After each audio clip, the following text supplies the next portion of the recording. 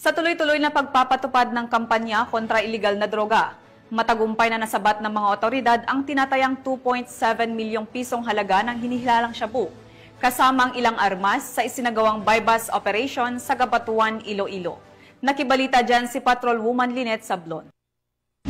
Sa patuloy na kampanya ng Police Regional Office 6 sa ilalim ng direktiba ni Police Brigadier General Josefino Diligan, Acting Director ng PRO6, laban sa iligal na droga, 4 na hinihinalang tulak ng droga, kabilang ang isang menor de edad ang naaresto sa isang matagumpay na bypass operation sa Barangay Hanipaan, Ulo, Cabatuan, Iloilo. Nito lamang 11 ng Hulyo, taong kasalukuyan. Umabot sa higit kumulang 400 gramo ng hinihinalang shabu na may tinatayang halaga na 2,720,000 pesos ang nasabat mula sa mga suspect. Kinilala ang mga suspect na si alias Vince, 44 na taong gulang, taga-barangay Damoong, Haniway, Iloilo, na itinuturing na high-value individual, si alias Kaloy, 32 anyos, taga-barangay Hanipaan, Cabatuan, Iloilo. Isa ring high-value individual, si alias Joyce, 20 anyos, taga-barangay Kadagmayan Sur, Santa Barbara, Iloilo, na kabilang sa street-level individuals at isang menor de edad. Kasama sa mga nakumpiskang ebidensya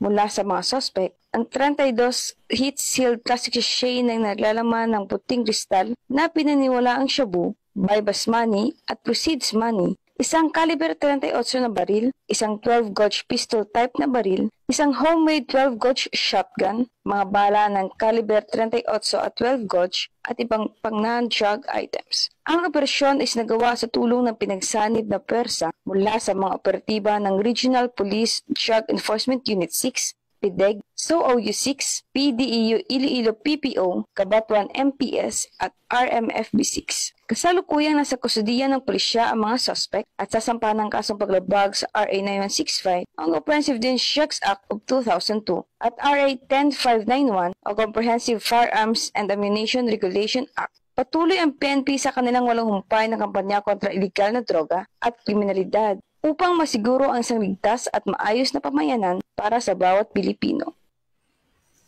Mula rito sa Western Visayas, ako ang PNN correspondent, Patrolwoman Lynette Sablon, alagad ng batas sa kataguyod ng Balitang Pulis.